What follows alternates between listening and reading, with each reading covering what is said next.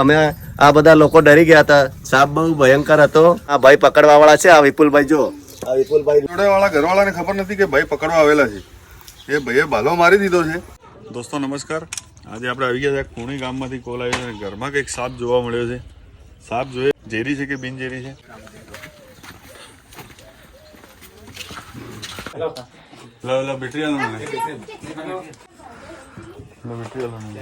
દોસ્તો પેલું સામે તમને જોવાતો છે નળિયા છે, એમાં સાપ ઘૂસેલો છે. ઉપર ચડીને એને કાઢું છું. વિડીયોમાં જોજો તમે. દોસ્તો અમે આ રીતનું રિસ્ક લઈએ છીએ. દોસ્તો લાઈક સબસ્ક્રાઈબ કરો, ફોલો કરો અમને.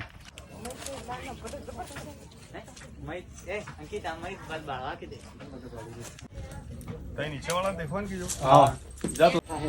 દોસ્તો ચડી ગયા છે ઉપર.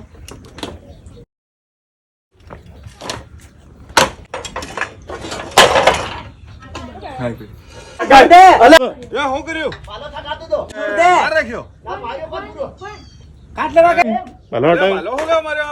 રાજુ કાટ દે બાલો. અરે તમો બાલો હરકાવ લે તું. ભાઈ છોડ ને.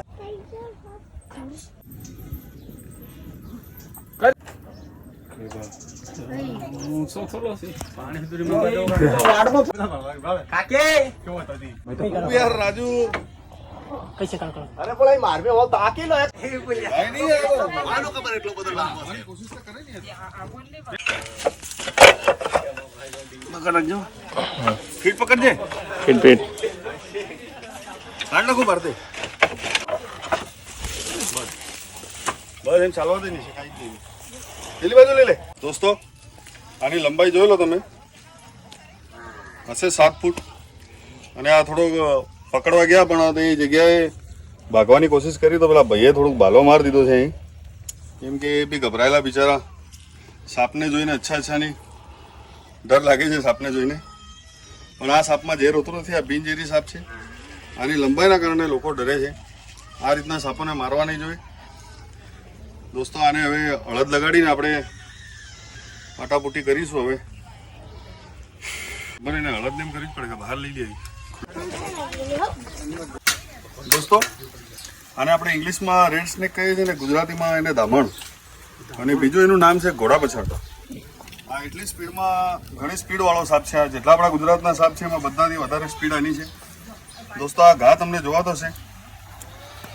આ ઘરના લોકો ડરી ગયા બિચારાને. 2 ઘર છે જોડે જોડે. હવે આની સાઈડથી પેલી જોડેના ઘરમાં નીકળ્યો. જોડેવાળા ઘરવાળાને ખબર નથી કે ભાઈ પકડવા આવેલા છે. એ ભાઈએ ભાલો મારી દીધો છે. વાંધો નહીં આવે એવું લાગે છે. હવે આમાં જીવજંતુ ઘૂસી જાય ને એટલે હળદ લગાડીશું એને. કોને ખબર પડે. દોસ્તો એક નવી વાત શીખવા મળી કે પેલા ભાઈ જે આ મારી દીધું છે મારો બદલો લેવા તો નહીં આવે. દોસ્તો એ જ કહું છું કે સાપને અંદર સેરેબ્રલ હેમિસ્ફિયર નથી હોતું કે એના બ્રેનમાં એક આ હમણાં જે પકડ્યો છે બધે એટલું જ યાદ રાખશે. એના પછીનું યાદ નથી રાખી શકતો કે મને કોઈ એનો હું બદલો લઉં કે એવું કંઈ. એના મગજમાં એને યાદ શક્તિ નથી રહેતી. હવે યાર એને બી જીવવાનો હક છે. હા હું ઉંદર પાછળ કે એમ આપણા ઘરોમાં આવી જાય. આપણો કંઈ બદલો લેવા કે એમ ઘરમાં નથી આવતા. દોસ્તો સાપ બચેગા પર્યાવરણ બચેગા. આપણે જેટલો હક છે એટલો આમનો પણ જીવવાનો હક છે. તો આ સાપ ખેડૂતનો મિત્ર કહેવાય. દોસ્તો આ હળદ લગાડી દીધી છે. એને જે જગ્યા પર વાગ્યું છે ત્યાં આ હળદ કેમ લગાડી છે કે હળદથી એને રૂજ વળશે અને બીજું કે એના અંદર જીવજંતુ નહીં ઘૂસે. હવે એને દોસ્તો પેક કરીએ આપણે. પછી એને અનુકૂળ જગ્યામાં એને રિલીઝ કરીશું. ફોરેસ્ટ એરિયામાં, જંગલમાં, જ્યાં કોઈ આજુબાજુ મકાન નહીં હોય. ખુલ્લી એની અનુકૂળ જગ્યા એવી જગ્યા પર આને રિલીઝ કરીશું.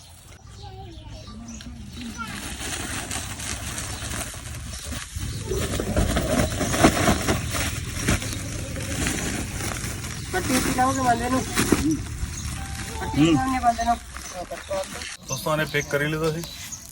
એની અનુકૂળ જગ્યામાં આપણે રિલીઝ કરીશું. તો આ જોઈ શકો છો પબ્લિક બધી ડરી ગઈ છે સાપને જોઈને. અમે આ બધા લોકો ડરી ગયા હતા. સાપ બહુ ભયંકર હતો અને અમે જિંદગીમાં પહેલી વાર જોયો. અમે તો કોબરા ઘણી પ્રકારના સાપો હોય છે, છતાંય પણ અમે ઓળખતા નથી એમની જાતિ કઈ જાતિનો હતો એ અમે ઓળખતા નથી. પણ આ ભાઈ પકડવાવાળા છે, આ વિપુલભાઈ જો, આ વિપુલભાઈ લીંબડીથી આવ્યા છે.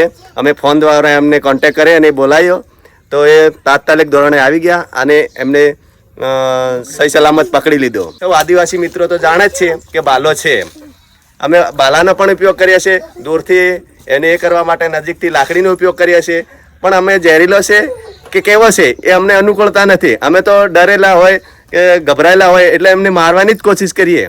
પણ હવે થોડો અનુભવી જમાનો આવ્યો છે એટલે હવે થોડા ભાઈ એવા વિપુલભાઈ જેવા પકડવાવાળા માણસો હોય એટલે એમને અમે કોન્ટેક્ટ કરી અને બોલાવી લઈએ છીએ.